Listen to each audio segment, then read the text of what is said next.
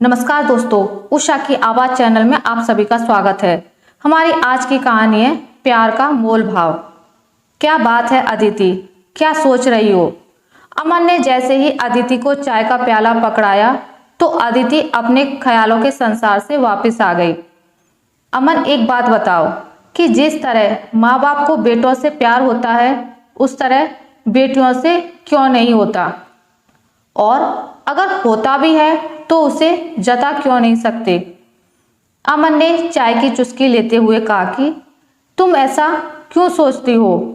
माँ बाप अपने दोनों बच्चों को एक जैसा प्यार करते हैं, पर बेटी पर शादी के बाद शायद वो अपना हक कम समझते हैं। हाँ शायद इसलिए कभी उससे शादी के बाद ये पूछना भूल जाते हैं कि तुझे हमने हमेशा अपने साथ रखा और आज जब हम तुझे एक अजनबी के साथ भेज रहे हैं तो तू क्या खुश रह भी पाएगी या नहीं? क्या उन्हें ये डर होता है कि अगर बेटी खुश नहीं रह पाई और वापस आ गई तो क्या होगा? हम समाज में कैसे रहेंगे? और जब बेटे की शादी होती है तो क्यों नहीं भूल जाते ये डर? अब अमन की चाय खत्म हो चुकी थी और उसने अदिति से पूछा कि क्या तुम्हें कोई तकलीफ है? तुम्हें जो कुछ भी कहना है तुम मुझसे कहो, मैं हूं तुम्हारे साथ। पर क्यों अमन? क्या उनका काम एक जिम्मेदारी निभाने का था जो उन्होंने निभा दी और बस हो गया? अमन समझ नहीं पा रहा था कि अदिति इतनी कड़वी बातें क्यों कर रही है, पर वो जानता था कि शायद ये वो सब घाव हैं जिनसे अदिति आज बहुत मजबूत बनी है, जो शायद उसे उसके अपनों ने ज्यादा दिए हैं। आज अदिति अकेले रहना सीख गई है और उसने खुद को इतना मजबूत बना लिया है कि कोई है तो भी ठीक और नहीं है तो भी ठीक। और इन सब में अमन ने उसकी एक दोस्त की तरह मदद की है। अमन को सही गलत में फर्क समझने में बहुत देर लगी थी, पर तब तक अदिति अपनों से दिए गए घाव हद से ज्यादा सहन कर चुकी थी। अमन ने जब उसको संभाला वो बिल्कुल टूट चुकी थी।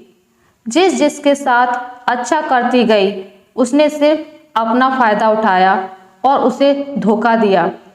दिखावे के लिए सब थे उसके पास, पर सच्चाई दिखावे की मोहताज नहीं होती। चेहरों से नकाब उतरने लगे थे लोगों के। कोई नहीं था उसके पास उसकी खुशी, उसका दर्द बांटने के लिए, ना ही दोस्त ना ही रिश्तेदार।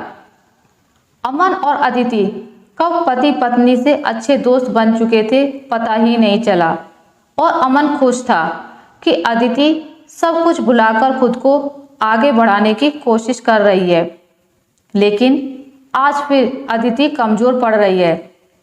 अदिति, तुम्हें अपने पास्ट को भुलाकर आगे बढ़ना होगा। जिसने जो भी तुम्हारे साथ किया उससे तुमने कुछ ना कुछ जरूर सीखा है। कभी कभी चोट लगनी चाहिए भी, जरूरी हो जाती है कि हम अपनी मजबूती को पहचान पाएं। पर जितना अमन अदिति को समझाने की कोशिश कर रहा था उतना ही अदिति कमजोर महसूस कर रही थी। आखिर में अमन को समझ आ गया कि अदिति को कुछ समय अकेले में बिताने की जरूरत है। तो उसने कहा कि अदिति, अभी तुम आराम कर लो, शाम को हम चलेंगे और मम्मी पापा से मिल भी आएंगे। अदिति जब कमरे में जाने लगी तो बोली, अमन, मुझे भी किसी वक्त पर प्यार की जरूरत थी और कोई नहीं था मेरे पास। ये बात मैं कभी नहीं भूल सकती। और एक बात हमेशा याद रखना, तुम चाहे मुझे कितना ही मजबूत बनाने की कोशिश कर लो, पर मैं इंसान हूँ और मुझे भी सबके साथ की, सबके प्यार की जरूरत है। और प्यार कभी भी राशन की दुकान पर नहीं मिलता। इतना कहकर अदिति अपना मन हल्का करके अपने कमरे में सोने चली गई। आशा करती हूँ आपको मेरी आज की कहानी अच्छी लगी होगी। अगर आपको मेरी ये कहानी अच्छी लगी है तो इसे लाइक करें, ज़्यादा से ज़्यादा शेयर करें और अगर आप मेरे चैनल पर नए हैं तो इसे सब्सक्राइब करना ना भूलें। मिलते हैं एक नई कहानी के साथ, तब तक के लिए नमस्कार।